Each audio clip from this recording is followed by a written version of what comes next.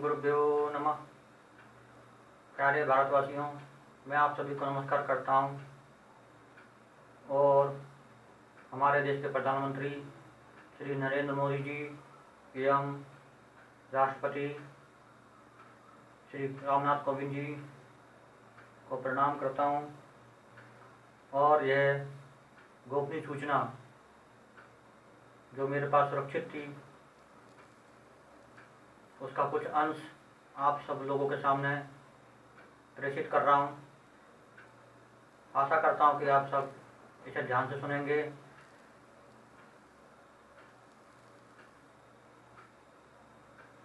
मैं अपनी अगली वीडियो में इस बात का और विस्तार से उल्लेख करूंगा। अभी लघु रूप में कुछ अंश प्रस्तुत कर रहा हूं।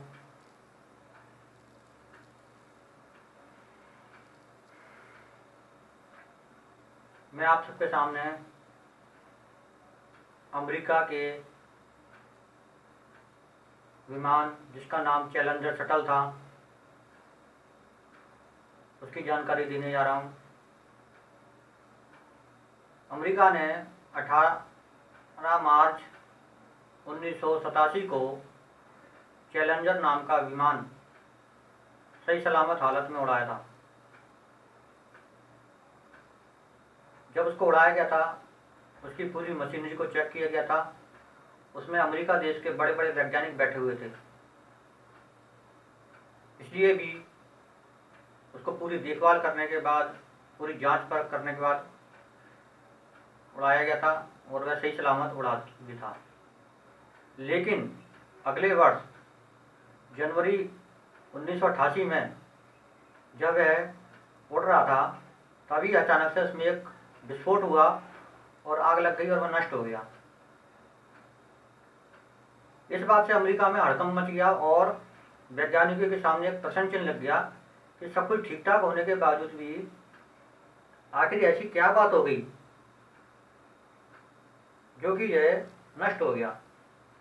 उसमें जो ब्लैक बॉक्स रखा हुआ था उसकी भी जांच पड़ताल की गई, उससे भी कोई पुष्टि नहीं हो पाई। उसके बाद अमेरिका के गुप्तचरों ने इस बात का चैलेंज के रूप में स्वीकार किया और जगह जगह फैल गए और सितंबर 1988 में उन्होंने अपनी गोपनीय रिपोर्ट अंतरिक्ष गुप्तचर एजेंसी नासा को प्रस्तुत की। उसमें उन्होंने ये बताया कि अमेरिका के सबसे बड़े दुश्मन देश रूस ने किस तरह से परमाणुवैज्ञानिक शक्तियों के द्वारा इस पर प्रहार किया था। इसके बदले में अमेरिका ने मिसिसिपी नदी के किनारे मिसिसिपी शहर के पास में एक अंडरग्राउंड ध्वनि निरोधक कक्ष, जहाँ पे परमाणु किरणों का भी कोई असर नहीं पड़ता, वहाँ पे एक गोपनीय कक्ष की स्थापना की। वहाँ पे डॉक्टरों ने कई युवक युवतियों को तैयार किया और सही समय देखकर उन्होंने रूस के ब्रेवत इलाके में स्थित उन मिसाइलों को जिनका मुख अमेरिका की ओर था उनको पूरी तरह से नष्ट किया। बाद में गुप्तचर भेज के इस बात की पुष्टि की गई कि जो इच्छा शक्ति के द्वारा परमाणु वैज्ञानिक प्रयोग किया गया था वह पूरी तरह सफल रहा। मैं आप सबको बताना चाहता हूं कि भविष्य में यदि तृतीय विश्व युद्ध हुआ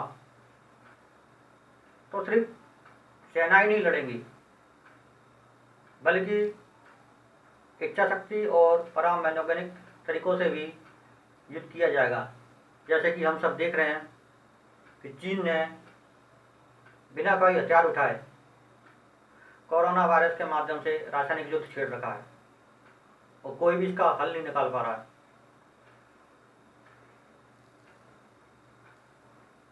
मनुष्य में अनंत संभावनाएं हैं। यह अलग बात है कि हम इन संभावनाओं को ना पहचान पाएं, ना परख पाएं। कहते हैं कि भगवान श्री रामचंद्र जी के पास जो विभीषण ने विमान दिया था जिसका नाम पुष्पक था, वह इच्छा शक्ति से चलता था। इच्छा अनुसार उस विमान को रोका जा सकता था और उसका रुख मोड़ा जा सकता था। आधुनिक काल में भी रूस और अमेरिका ने कई ऐसे प्रयोग किए हैं जिनमें उनको पूर्ण सफलता मिली है। अमेरिका की गुप्तचर एजेंसी CIA पिछले कई वर्षों से इस पर कार्य कर रही है। इसका तात्पर्य यह है कि CIA ऐसा समझती कि यदि इच्छा शक्ति से संवाद या सूचना भेजी जा सके तो यह अन्यतम कार्य होगा। इसमें ना तो लिखित आदेश देने की जरूरत है और ना बोलकर कुछ कहने की। इसमें किसी प्रकार का लिखित प्रमाण भी नहीं रहेगा। और अमेरिका के गुप्तचरों ने तत्कालीन राष्ट्रपति से विशेष अनुमति लेकर अत्यंत गोपनीय प्रकोष्ठ की स्थापना की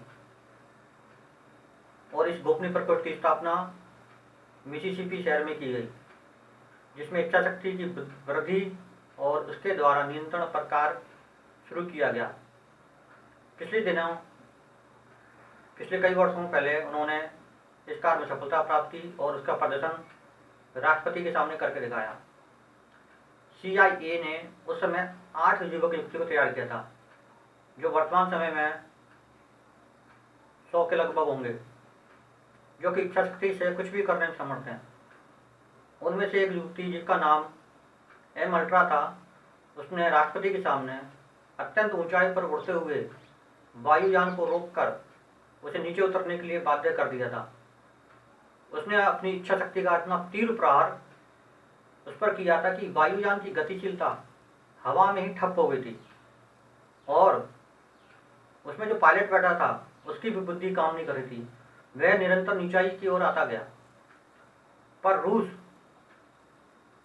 1963 से इस पर कार्य कर रहा है। रूस के प्रसिद्ध वैज्ञानिक मिखाइलो ने 16,000 प्रश्नों की एक रिपोर्ट प्रस्तुत की थी और उसने बताया था कि रूस ने इच्छा शक्ति के क्षेत्र में कितनी सफलता प्राप्त की है। मिखाइलो ने अपने निर्देशन में तैयार युक्ति लेना डेल्योनोवा के द्वारा इच्छा शक्ति के अनुकूल प्रक्षेपास्त्र को संचालित कर उसका इस स्थान पर मारक प्रदर्शन कर स्पष्ट कर दिया था कि अब अंतरिक्ष में प्रक्षेपास्त्र इच्छा शक्ति के द्वारा संचालित किए जा सकेंगे।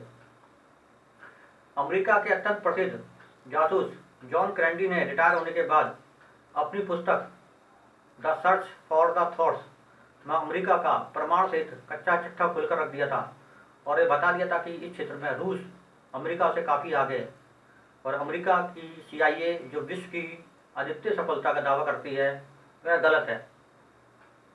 इस पुस्तक के प्रकाशित होने पर CIA ने तत्कालीन निर्देशक जॉन ब्रेक को हटा दिया था और उनको त्यागपत्र देना पड़ा।